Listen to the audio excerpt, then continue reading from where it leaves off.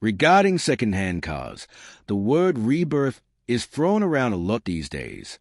And when we say a lot, we mean far more than it should. It's as though some people are going through every car ad on social media and copying and pasting the word rebirth in every comment section, which leads us to believe that a lot of people really do not understand what a rebirth vehicle is. So, let's find out.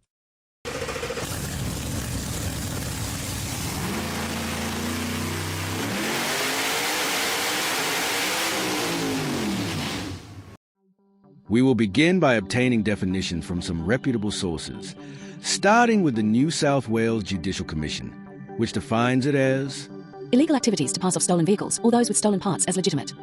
Quick Rev states Includes removing ID info, using stolen parts for write-offs, interfering with being. Motor IOU states Taking parts from one car to put on a stolen car of the same make and model. Auto World News states Stripping identity of stolen vehicles, modifying and selling them. and the Canberra Times states Modifying or removing ID info from stolen vehicles or parts to disguise theft. clearly, rebirthing is primarily concerning theft, but additionally, it concerns being deceitful. Being deceitful can mean that there is no theft involved on a vehicle, but still an illegal sale. The best example of this is the sale of a vehicle which had been declared as a statutory write-off. In Australia, a statutory write-off refers to a vehicle that has been deemed a total loss due to severe damage, making it unsafe or uneconomical to repair. These vehicles are classified as unsuitable for road use and cannot be re-registered. Instead, they are typically dismantled for parts or processed as scrap. Someone can essentially own two vehicles of the same model legitimately, but then attach the clean set of identification details from one of them to the other, which has been declared a statutory write-off, and then sell it to an unsuspecting person. They may do this for several reasons, such as the clean set of identification details were on a vehicle which was in worse condition than the statutory write-off, or any number of other scenarios. The other case is when someone has a vehicle either stolen or a statutory write-off and create a set of false identification details and then sell it to an unsuspecting person. Before unified computer systems, this was very easy to do, but in the current age it is much harder, as all vehicle identification details are electronically recorded by the manufacturers and dealerships and government agencies, and is just as hard with vintage vehicles, as they too are now electronically recorded. However, this does not negate selling a vehicle that is unlicensed, which amplifies the risk associated with buying such a vehicle. But this can usually be clarified with a simple VIN or chassis number check through government portals. Okay, so what is not rebirthing?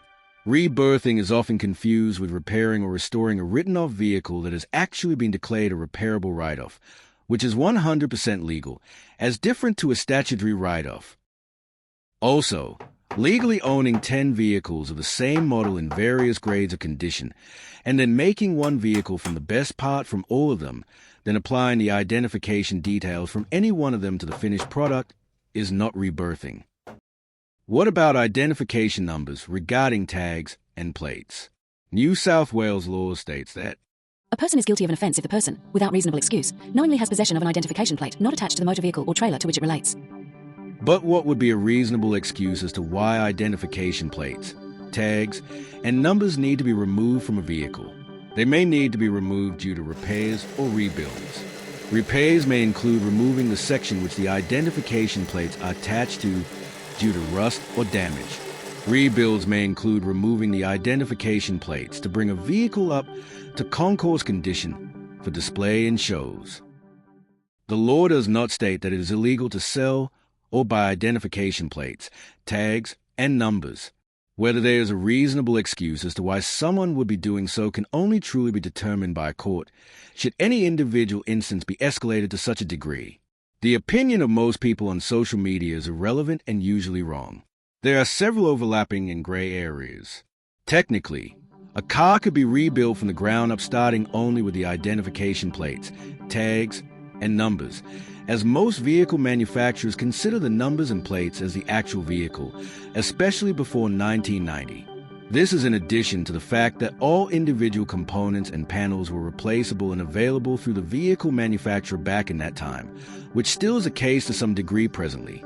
Good practice is to sell identification plates, tags, and numbers when they are attached to a vehicle of the relevant model, or at least a body shell. This will stop most sensible people from screaming rebirth or stolen. Let's recap.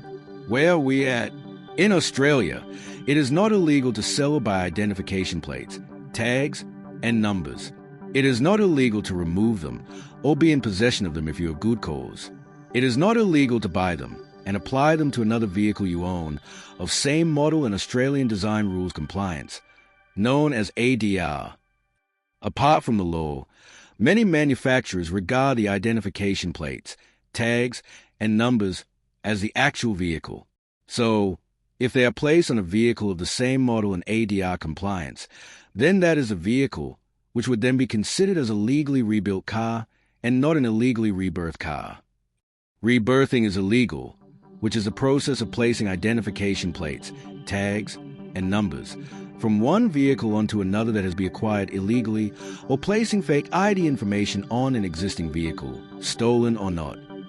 And furthermore, a person cannot simply see ID identification plates, tags, and numbers online from an unregistered car and then steal the information and apply it to another car, as the chassis number and VIN number has previously been recorded, and they would need to provide proof of purchase should there be contest.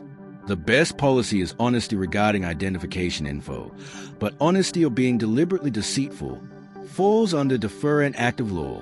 Additional good policy is for people to stop spreading false information online about others who are trying to keep vintage and classic vehicles alive, whether they're selling identification plates, tags, and numbers, or a car without such. If you are interested in a vehicle for sale online but are unsure of the legitimacy of it, then there are several ways going about to clarify the concerns without posting a negative opinion in the comment section. You can simply contact the seller and request more information, or contact an expert from any number of relevant car clubs to get their opinion. And there's also ample information on many websites regarding vehicle identification. And definitely do not post negative comments, simply because you cannot afford the vehicle or are unfamiliar with it. Also remember that vehicle manufacturers use different identification processes and how they attached it to a vehicle. Furthermore, any one manufacturer may have several vehicle assembly plants in any one country, which in themselves may have different ways in which they attach identification to a vehicle. For example, in the 1970s, one Holden assembly plant may attach an identification plate before paint. Thus the plate is painted the body color, while another assembly plant may attach it after paint, thus not painted. And again, one plant may use standard hardware-style rivets to attach identification plates, while another may use more specialized ones that look completely different. The point is, simply because you are not aware of something, this does not make it illegitimate and a scam. There is one particular aspect of buying a vintage, or classic, or modern vehicle of high performance or limited numbers that should be more so considered, which is a variant identification. For example, a Ford 1993 ED Falcon XR8 and a 1993 ED Falcon GLI will both be recorded by state transport departments as the make being Ford and the model being ED or sometimes Falcon, but no indication as to whether it's an XR8 being the top sports variant or GLI being the base variant.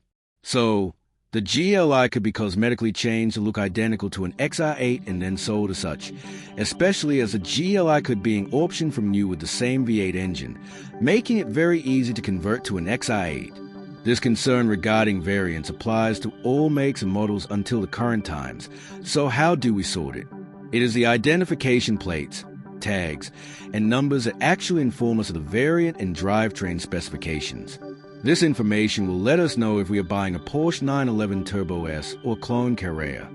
This is why it is very important to have knowledge of the identification plates, tags, and numbers of any one specific make and model of vehicle you are interested in buying, or at least access to the information either online or some who has this knowledge. Okay, the moral of the story is, everyone should slow down and think before they start yelling rebirth and stolen and fake. And remember that laws do vary from country to country and state to state. That's done. Make sure to comment if you have ever rebirthed a vehicle, and don't forget to include a pic of your driver's license. See you on the next vid.